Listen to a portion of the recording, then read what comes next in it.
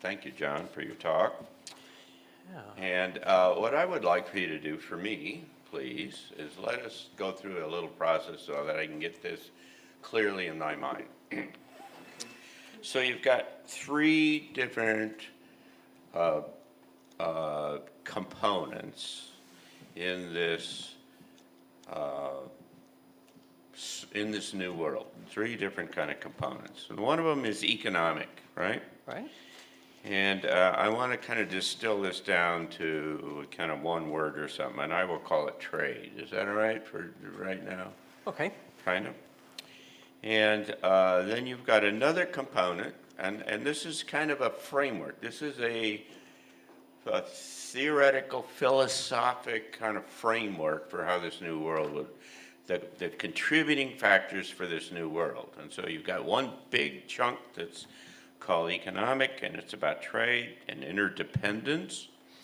And you've got another one that's that Steiner calls, and you've called cultural spiritual, which in other places I've heard called art or creation or someone. And I want to get it kind of clearly in everybody's mind how these three things kind of work together.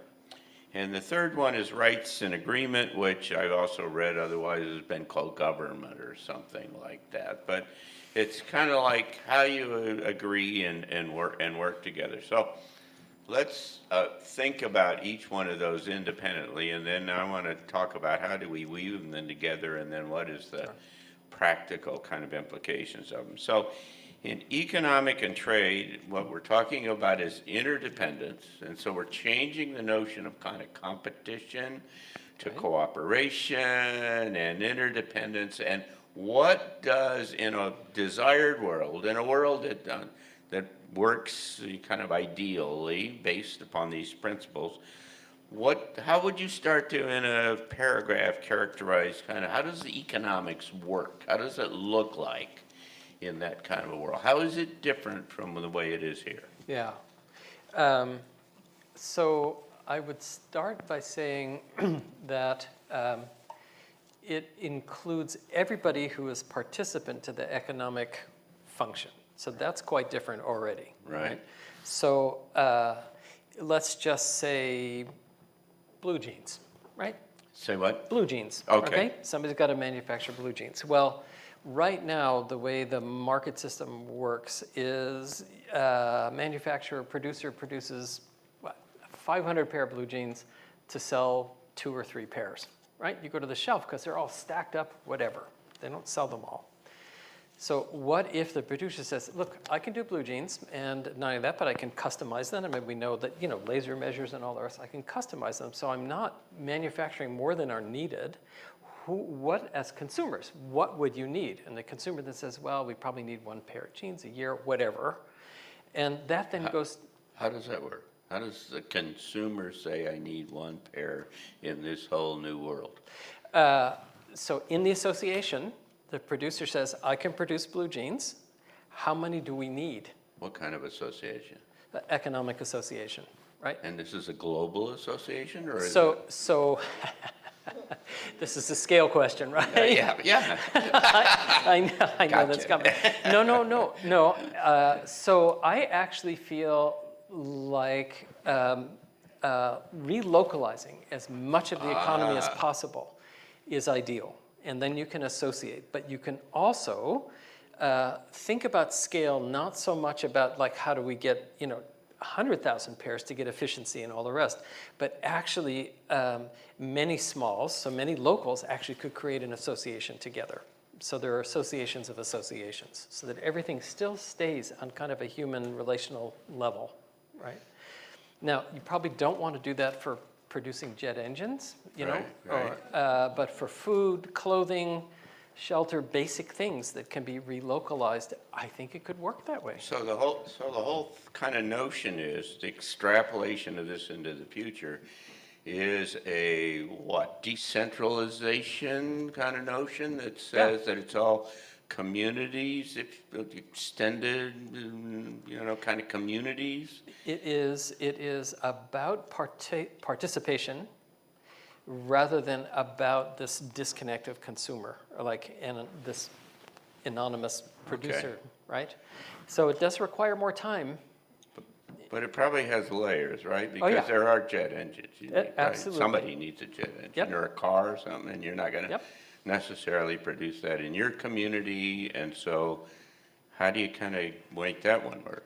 So, I mean, in some ways, I think, like the market economy is not an awful thing. It's not Right, the end of okay. the world. It's just right now rather rigged in one I would particular agree. perspective, Right. right? So, if you take something like a B corporation, right? Yeah. That's an existing legal form. Explain that, please. Yeah, so a B corporation is, well, B is for benefit, and B corporations, well, I'm going to put a pause there. Let me go back to the history of corporations. 1877, corporations were given the rights of individuals, right, to operate in the world.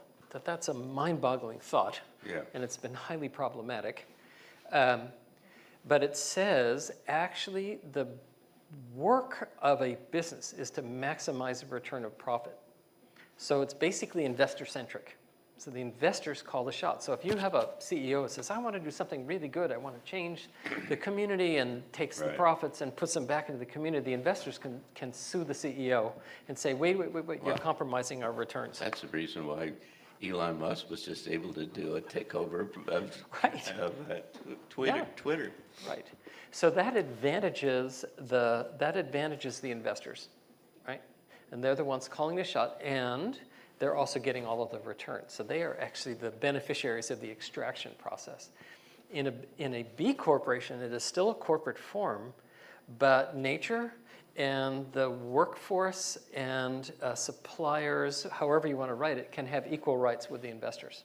And that's written into the charter of the corporation. So if the investors say, no, we think it should be followed, it's pretty hard for the nature to come in. The investors don't own the corporation. They do, but they don't own it from a voting perspective. They own it from a capital perspective, but they don't own it from the power perspective. So they can't control their investment. Well, they can take it out or not, but right. So they don't have 100% control of what the company does. That is actually the mission of the company, right? What is the incentive that they have to then put their money into a situation where they have no control over it? Well, first of all, they would believe and trust that the company's doing something really good and will produce some returns of which they will have a share, but not sole owner. Right? Does that make, yeah. How does that work? Well, Fair enough. no, yeah, right. Life is full of plans that don't work out, right? Mm-hmm. Uh-huh. We have things called divorces, and we have all kinds of situations where you start into an agreement and a relationship. You gave the example, for instance, of someone that got paid in advance, based upon the trust that they would produce and do what you wanted them to do. And all of us who have ever run a business know that sometimes that doesn't, sometimes you've made a mistake and they don't work out, or whatever the thing is, and divorces, or whatever the thing is. So how does this situation, I don't want to get too much in the weeds, but there's some underlying kind of principles here, and how does this situation work where the fundamental capability that allows the business to operate, i.e. the money capital aspect of the capital, is necessary but cannot vote and to make determinations other than in and out? Right. So the accountability factor. This is Okay, kind of what you're talk right. to me about that. Right. The accountability factor is in a B corporation where you've said, let's say the river, if you're located on a river, the river has equal rights, the workforce has equal rights, along with the investors. The investors may be the return receiving partners because you can't pay a river, right? Yeah, right. Right. But it will be the responsibility of the corporation to say, okay, we are working on a mission and our business model, which you've supported. So investors should be able to say, tell me how you've improved the river. Right. Right? Tell me how you have supported the workforce, right? Where's equity in the workforce, for example? So they do, but the mission is already agreed upon. Sure. So the benefit is actually furthering the mission, All which is a right. regenerative process. And this works best, of course, if everybody's on the same Yeah. kind of perspective and everything. Yeah.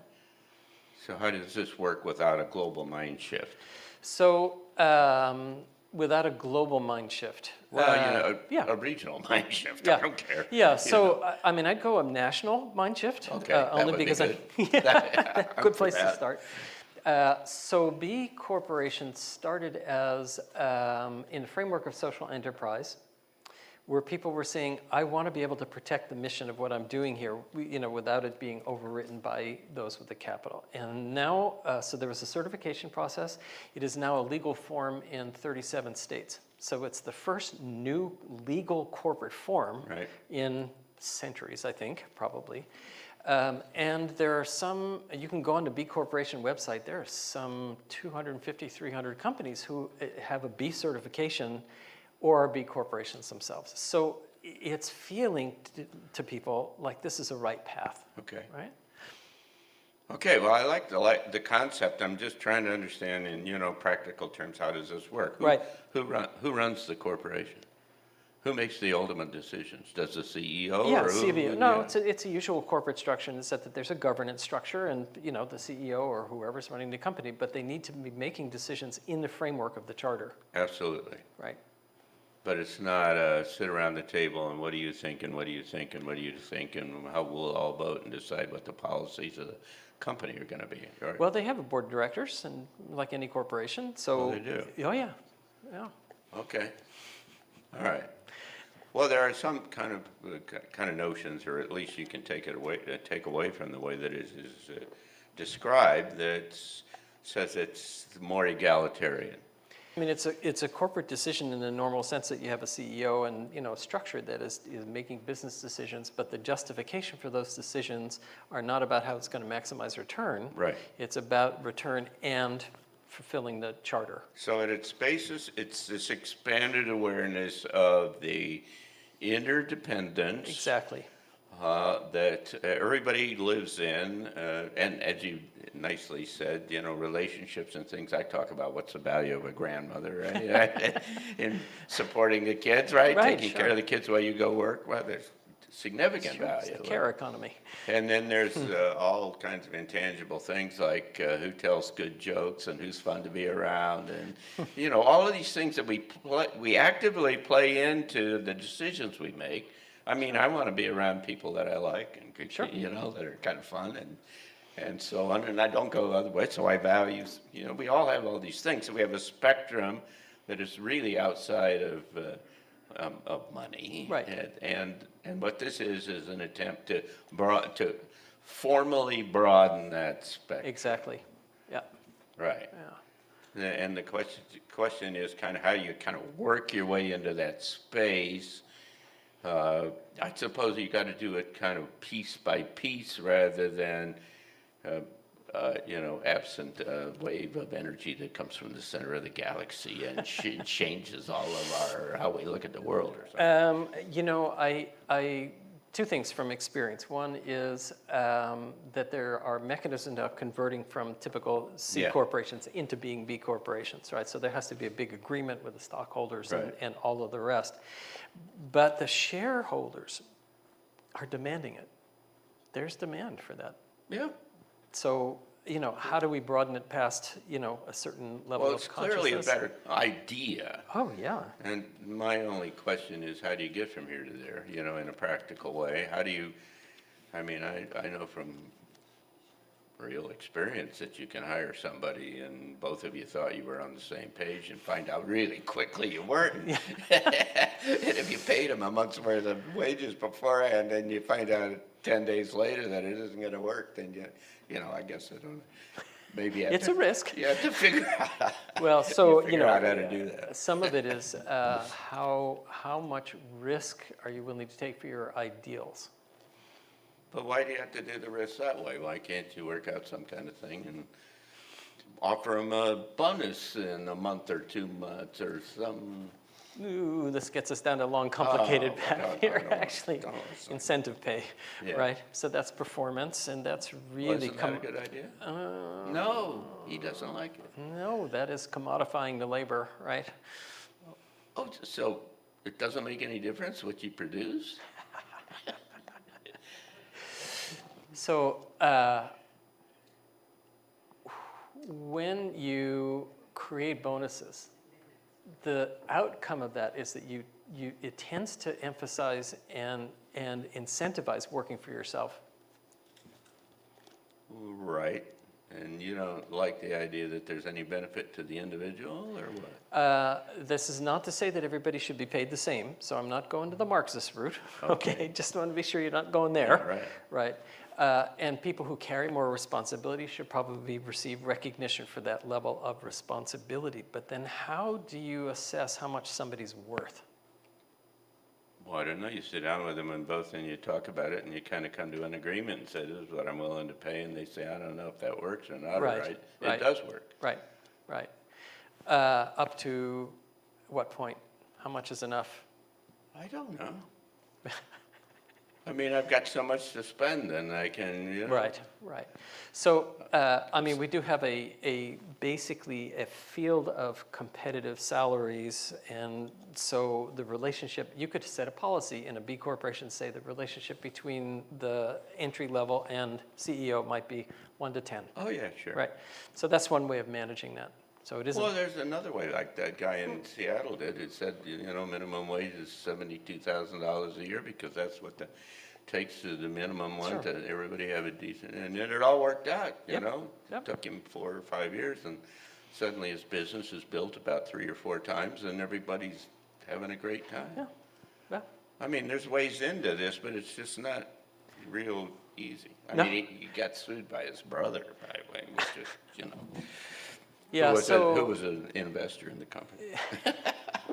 So, I mean, I will say my experience has been that when it gets into the money piece, Yeah. the shift is really hard because we're pretty, I mean, I think I said to you, we don't really study economics until, if you're lucky, you know, you get to Oh, college. yeah. So it's all tied to sort of formative attitudes around money and the messages that we get. And compensation sort of sits in that same realm. And it's all money, and it's Yeah. not this larger kind of spectrum, Exactly. which is so important Yeah. because, you know, if you talk about an enlightened individual, I mean, it's just not somebody that's sitting around counting their, you know, checking No. their bankroll every night or No. their checkbook, whatever. It's a bigger kind of perspective. What I was trying to do here today is get at this conversation out here of ways about what this new world is and kind of start the thinking process about what it would take. I mean, if you're going to go to Philadelphia, you got to know that you're going to Philadelphia before you start, otherwise you don't know which way to go, right? So the idea here is to get some kind of an idea about how that might work, and then you can kind of work your way back and start to say, what are the incremental things you can do, like we've talked about, to kind of chip away at the present system and generate examples that stand up and say, that really works, and that's interesting, you know, and get there. And John, thank you so very much. That's been